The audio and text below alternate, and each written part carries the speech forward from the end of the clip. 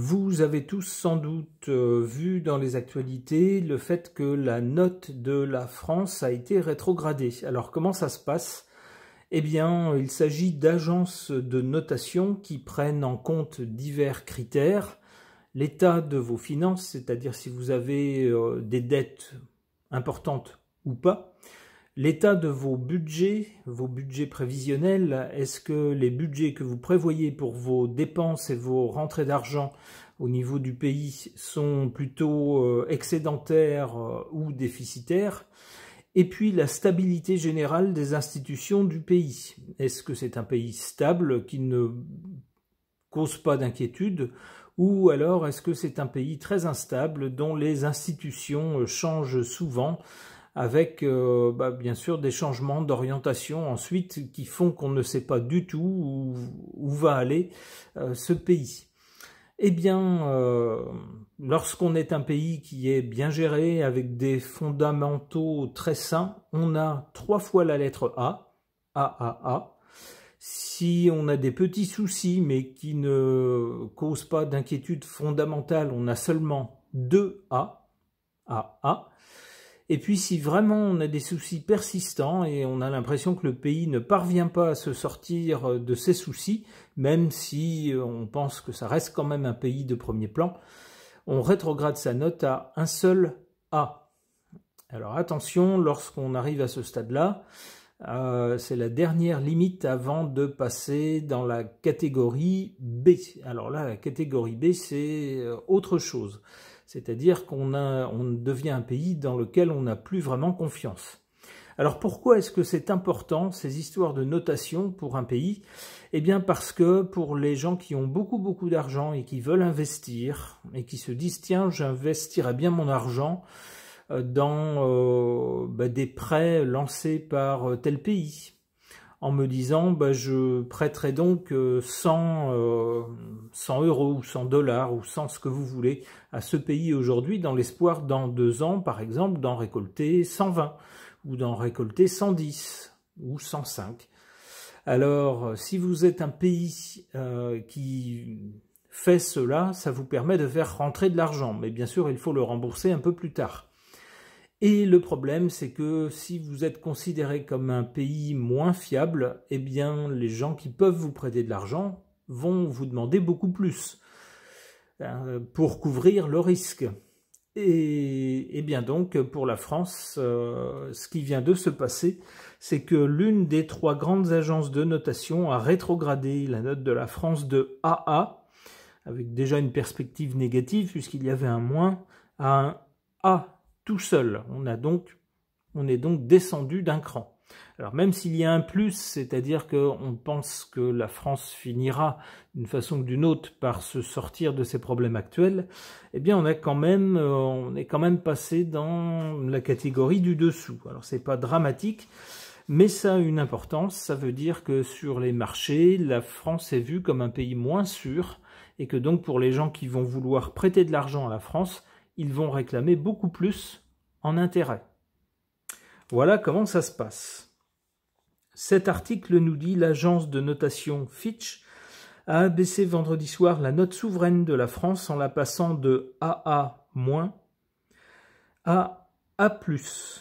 L'agence a sanctionné l'instabilité politique persistante et les incertitudes budgétaires qui contrarient l'assainissement des comptes publics, qui sont très dégradés. Alors voilà comment ça se passe. Un autre article ici nous dit la même chose. On nous dit que cette rétrogradation devrait avoir des conséquences limitées sur les marchés. Alors je ne suis qu'à moitié d'accord avec ça. C'est la première des 3 grandes agences de notation qui donne son verdict. Les 2 autres, qui sont Moody's et Standard & Poor's, le feront, mais un peu plus tard dans l'année. On verra si elles aussi rétrogradent leurs notes concernant la France.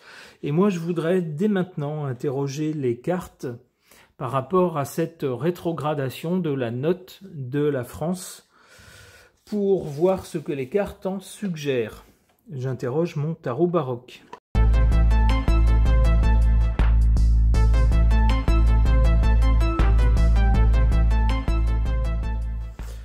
Bon, eh bien, première chose, déjà on n'a pas de carte dramatique, tant mieux. C'est plutôt une bonne nouvelle. Alors qu'est-ce que ça nous dit? Du côté du passé ou de l'origine, on a la carte du monde. Le monde, ça peut nous dire, du côté du passé, que la France était un pays qui était considéré comme sûr et comme un pays qui réussit. Était, je dis était, puisque c'est du côté du passé. Ça veut nous dire qu'avec cette rétrogradation, l'image de la France a changé maintenant. C'est-à-dire qu'on considère qu'elle n'est plus aussi bien gérée qu'autrefois et que c'est peut-être un pays qui a plus de difficultés et surtout semble peiner à se sortir de ces difficultés que jadis.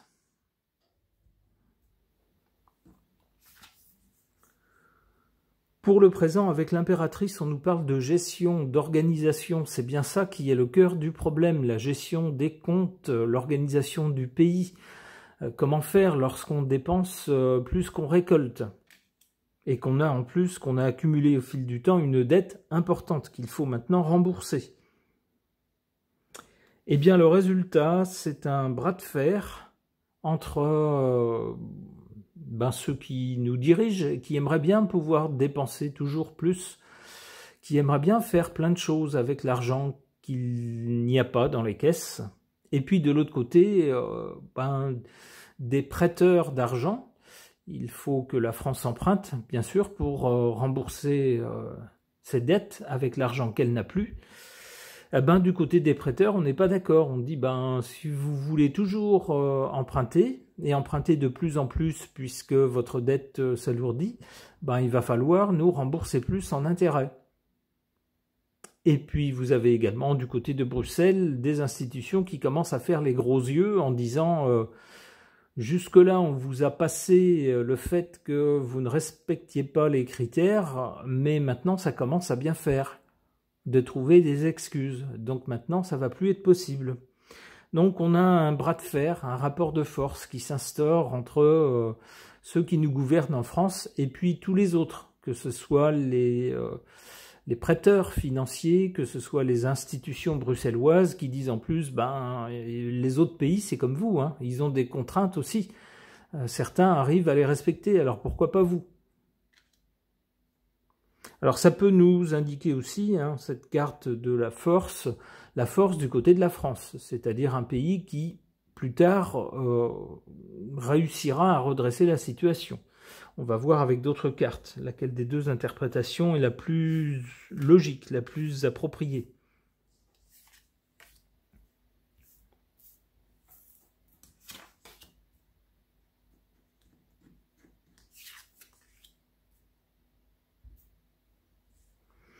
Alors c'est ce que je vous disais, ici on voit en carte défavorable la justice, donc les institutions de façon générale, au-delà de la justice elle-même. Eh bien les institutions, que ce soit les institutions bruxelloises par exemple, où on le voit avec ces agences de notation qui sont presque une institution en elles-mêmes, des acteurs extérieurs à la France qui, eux, ne se laissent pas embobiner, ne se laissent pas amadouer, regardent les comptes, regardent la stabilité politique en France et disent non, c'est pas bon. Donc, on vous dégrade votre note.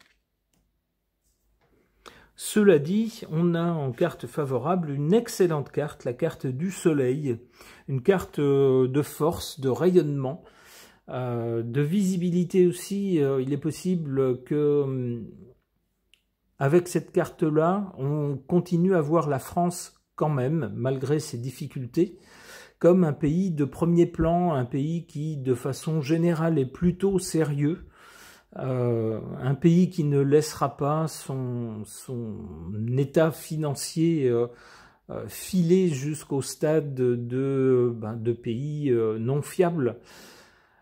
Un pays qui saura, se reprendre en main, où il y a quand même une certaine autorité de l'État. On n'en est pas, en tout cas, au stade de certains pays où l'État fait ce qu'il peut, mais ne parvient pas à prendre les choses en main. Non, ici, avec cette carte-là, qui trône en haut du tirage, on a l'impression d'un état quand même assez fort.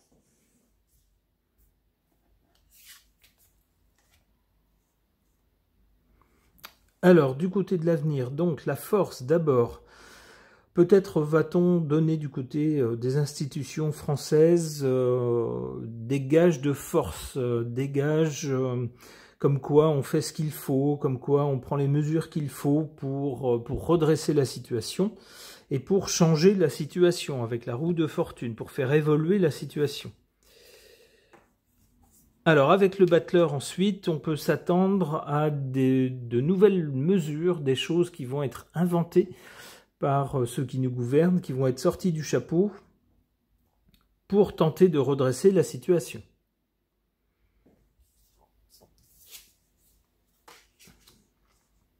Des initiatives, et avec l'empereur, on a également une carte de force d'un pays qui, a priori, sera géré, alors pas tout de suite, remarquez que ça arrive plus tard, un pays qui sera quand même géré par des gens, alors ça me fait de la peine de le dire, mais compétents pour le faire. C'est ce qui semble apparaître avec cette carte de l'empereur. Vous voyez, on n'a pas d'écroulement, on n'a pas de dégringolade du pays. Ok. Concernant la rétrogradation de la France par une agence de notation, ce qui n'est pas très bon, bien sûr, pour le pays, ce qui nuit à son image et qui, concrètement, financièrement, va rendre l'argent qui a été emprunté plus cher à rembourser. J'interroge au sujet de cette rétrogradation ce Lenormand qui s'appelle Les Rêves enchantés de Lenormand.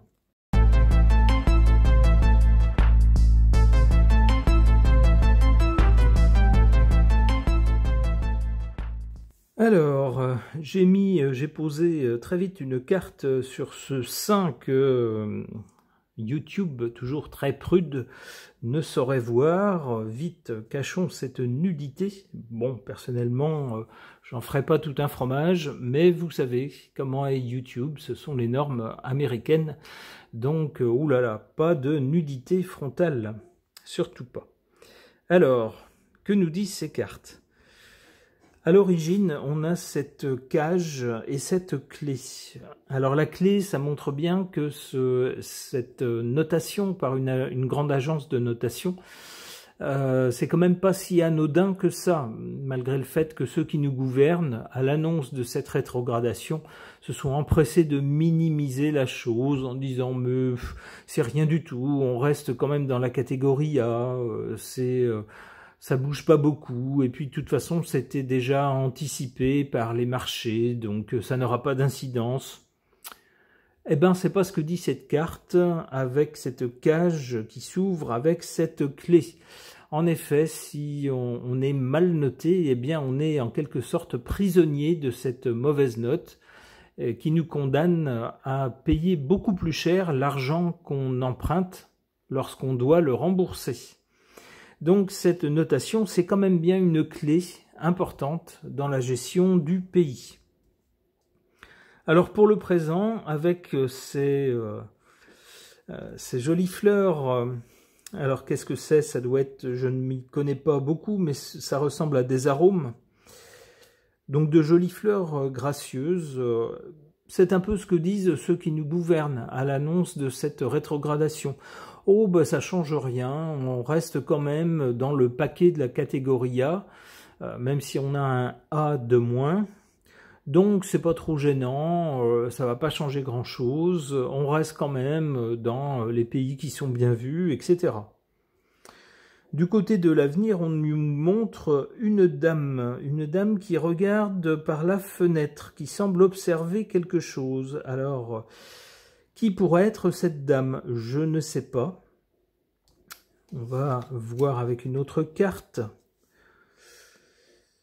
Alors, elle regarde quoi, cette dame? Elle regarde la carte du temps. Il va bien falloir faire quelque chose pour remédier à cette rétrogradation. Il va pas falloir que ça dure trop longtemps, parce que sinon, on risque d'être encore plus rétrogradé. Donc il va falloir prendre en compte l'aspect temporel de la chose. D'ailleurs, remarquez sur cette carte avec des tas de pendules, on voit un coq ici. C'est amusant. Donc les cartes font bien allusion à la France. Il va pas falloir que cette rétrogradation dure trop longtemps, sinon ça va nous coûter très cher pour l'argent que l'État sera contraint d'emprunter.